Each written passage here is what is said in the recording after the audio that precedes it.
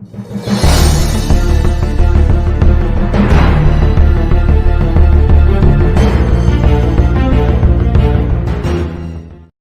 India TV में आपका स्वागत है।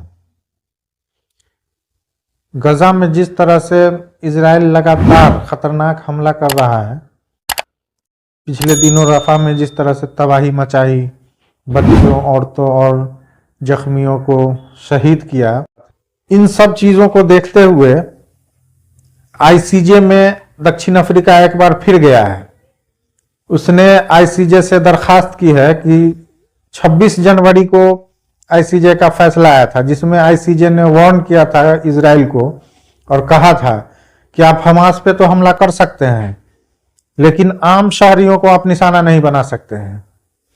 आपको ये सुनिश्चित करना होगा कि आम शहरियों को बचाकर ही आप हमास से लड़िए या टारगेट कीजिए उसको। लेकिन जब से यह फैसला आया है, उसके एकदम उलट इजराइल कर रहा है। वो सिर्फ और सिर्फ आम शहरियों को ही चुन चुन कर निशाना बना रहा है, जिसमें खास करके बच्चे, औरतें, यहां तक कि अस्पतालों में घुस के उसने जो बेड पे मरीज थे जख्मी हालत में, उसको गोली मारी है। ये सब रिकॉर्ड में है और इस सब का जवाब उसको आईसीजे में देना होगा। उसके करनी की सजा इजराइल को भुगतनी पड़ेगी। जिस तरह से वो जुल्म कर रहा है, एक एक जुल्म का हिसाब उसको आईसीजे में देना होगा, वो बच नहीं पाएगा। इसी बात को लेकर के दक्षिण अफ्रीका ने अपील की है।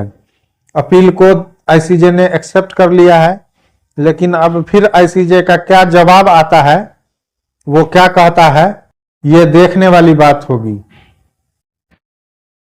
दक्षिण अफ्रीका ने कहा है कि आप इमीडिएटली उस पर सख्त कार्रवाई कीजिए ताकि इस तरह की वो हरकत बंद कर सके। अब देखिए, इधर वो हमास पर हमला जारी रखेगा, लेकिन हिजबुल्लाह से वो समझौता चाहता है। इसकी सिफारिश उसने की है फ्रांस से कि आप हिजबुल्लाह के हसन नसरुल्लाह से बात करके इस हम पर जो हमला कर रहा है हिजबुल्लाह, उसको बंद करवाइए। फ्रांस ने इस पर पहल भी की है, हसन नसरुल्लाह से बात की है, लेकिन हसन नसरुल्लाह ने साफ कहा है कि इजराइल हमास पर या फिलिस्तीन पर, हमास का नाम नहीं, फिलिस्तीन पर हमला बंद कर दे, वहां के आम लोगों पर, आम शहरियों पर हमला बंद कर दे, हम खुद ही हमला उस पर बंद कर देंगे। कल भी 100 मिसाइल हिजबुल्लाह ने दागा है सेटलर्स पर, इजरायली सेटलर्स पर। भारी तबाही मची है। दाद दीजिए यमन को। यमन ने तो इजराइल की कमर तोड़ दी है, कमर। 70 साल के इतिहास में यमन ने जो चोट पहुंचाया है, वो इजराइल याद रखेगा। उसने कल फिर अमेरिका और ब्रिटेन के जहाजों पर, तेल टैंकर था, उस पर हमला किया है। अमेरिका उसको बाजाबता एस्कॉर्ट करके ले जा रहा था, फिर भी यमन ने इस तरह से उस पर मिसाइल लॉन्च किया कि उसको भागना पड़ा मैदान छोड़ करके, और लास्ट में वो अफ्रीका होकर के घूम के गया है।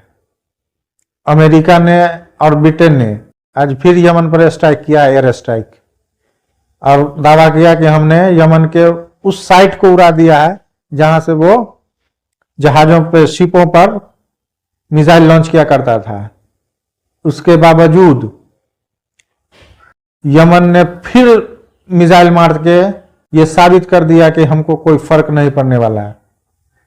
अब खबर आ रही है कि फ्रांस की भी नौसेना लाल सागर में पहुंचने वाली है। अब ऐसा लगता है कि यमन पर कुछ बड़ा हमला ये लोग करेंगे सब मिल करके। हालांकि फ्रांस उस संगठन में नहीं था, लेकिन लगता है कि अब वो भी आ गया। अभी तक ऑफिशियली तो उसने कुछ अनाउंस नहीं किया है, लेकिन नौसेना भेजने का मतलब लग रहा है कि वो भी इस अलायंस में अब शामिल हो गया है। गजा में बर्बरियत इस तरह से कर रहा है कि कल अल जजीरा के 2 पत्रकार को ड्रोन से टारगेट किया, जिसमें दोनों को गंभीर चोट आई और एक पत्रकार का पैर कट गया है। अल जजीरा ही वो चैनल है जो सारी दुनिया के सामने सच ला रहा है फिलिस्तीन का निकाल निकाल करके। अगर अल जजीरा नहीं होता, बीबीसी, सीएनएन और जो गोदी मीडिया के पत्रकार हैं वो सिर्फ एक तरफा दिखाते कि इजराइल ही मजलूम है, इजराइल पर ही जुल्म हो रहा है। लेकिन 70 सालों से जो जुल्म हुआ है फिलिस्तीन का, ये सब को अगर बेनकाब किया है तो सिर्फ अल जजीरा ने किया है। दुनिया का अगर अभी सबसे बेहतरीन चैनल कोई है तो वो सिर्फ अल जजीरा है। इजरायली जनरल है, जनरल हर्जली हेबली, इसने बाकायदा कहा है कि हम फिलिस्तीनियों को उसके अपने घर में वापस नहीं जाने देंगे जब तक हम हमास को पूरी तरह से खत्म नहीं कर देंगे। हमास के नाम पर वो आम शहरियों, खास करके औरतों और बच्चों को निशाना बना रहा है। ये उसकी नापाक मंशा है कि वो किसी भी तरह से फिलिस्तीन को, गजा पट्टी को हड़प ले और अपना विस्तार करे। ये विस्तारवादी नीति करता है, जिस तरह से चाइना की विस्तारवादी नीति है। तुर्की, लोग उसको मुसलमानों का खलीफा मानते थे कि तुर्की से लोगों की, पूरे दुनिया की मुसलमानों की उम्मीद थी, खास करके हिंदुस्तान और पाकिस्तान के मुसलमानों की, कि तुर्की कुछ कर सकता है। तुर्की ने कल दुबई में ऐसा बयान दिया है कि शर्मिंदा हो जाइएगा सुन करके। तुर्की का कहना है कि हम इस्लामिक मुल्क अपने फिलिस्तीनी भाइयों की हिफाजत नहीं कर सके। बेशर्म हुक्मरान। तुर्की ने क्या किया है फिलिस्तीनियों के लिए? उसने अगर कुछ किया है तो वो सिर्फ इजरायलियों के लिए किया है। ऐसे वक्त में जब यमन ने इजराइल का रास्ता रोका, जहाजों का कारोबार का रास्ता रोक दिया, बंद कर दिया, किसी को जाने नहीं दे रहा है, अपने ऊपर बेचारा एयर स्ट्राइक झेल रहा है, लेकिन समंदर में किसी भी जहाज को इजराइल की तरफ जाने नहीं दे रहा है। वैसे वक्त में तुर्की ने दवा, खाना पीने का सामान, उसके फौजी की वर्दी, गर्म कपड़ा सब पहुंचाया है। और वही बेशरम तुर्की कहता है कि हम मुसलमानों की हिफाजत, अपने गजा भाइयों की हिफाजत नहीं कर। दुनिया आवे और हमारे साथ मिलकर फिलिस्तीनियों की हिफाजत करे। ये है खलीफा का बयान। एक ऑस्ट्रेलियाई सेनेटर है डेविड सुबेरोन, इन्होंने अपनी सरकार से मांग की है कि आप इजराइल को जो F-35 लड़ाकू विमान का पार्ट्स भेजते हैं वो आप देना बंद। उस पार्ट से F-35 ठीक कर करके इजराइल फिलिस्तीन के आम नागरिकों पर, औरतों और बच्चों पर, रिहायशी इलाकों पर बम गिरा रहा है, जिससे बेकसूर लोग मारे जा रहे हैं। इसलिए आप उसको ये सप्लाई देना फौरन बंद करें। लेकिन ऑस्ट्रेलिया क्या सुनने वाला है?